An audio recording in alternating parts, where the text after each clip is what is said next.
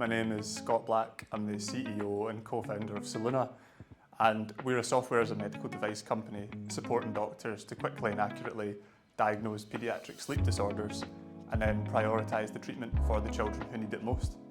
I studied a Masters in Biomedical Engineering at the University of Glasgow, and then at the end of that I started a PhD at the University of Strathclyde in medical devices. So just come to the end of that now and sort of started the business well in the final year of my PhD.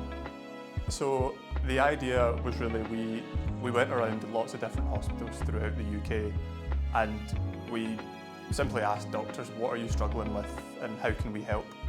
And after making a sort of laundry list of problems that the NHS are facing, we thought, what are the things that we could fix? What makes a good business case and what has the highest clinical impact?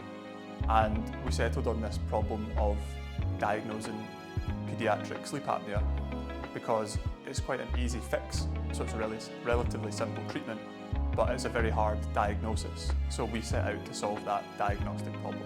I became aware of Inspire after I sort of designed a surgical tool during my master's degree at the University of Glasgow, and when I came over to Strathclyde, I got in touch with the commercialisation pathway through Strathclyde Inspire, and that was the sort of first idea that I had for a business.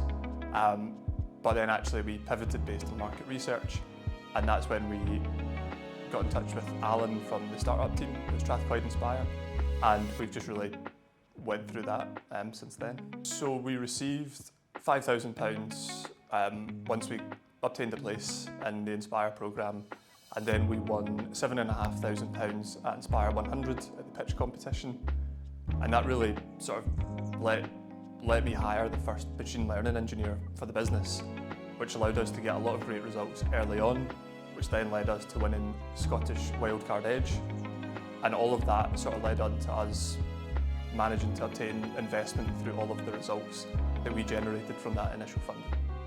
I think the skills needed to become a successful entrepreneur, I don't know, I'm not a successful entrepreneur yet, so but I think resilience is probably one of the main things. Like, stuff's going to go wrong, it's not going to go to plan, you're going to have to do a lot of pivoting.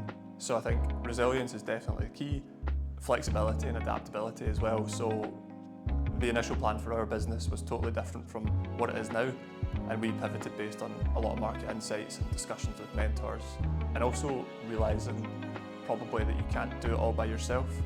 So I learned very quickly.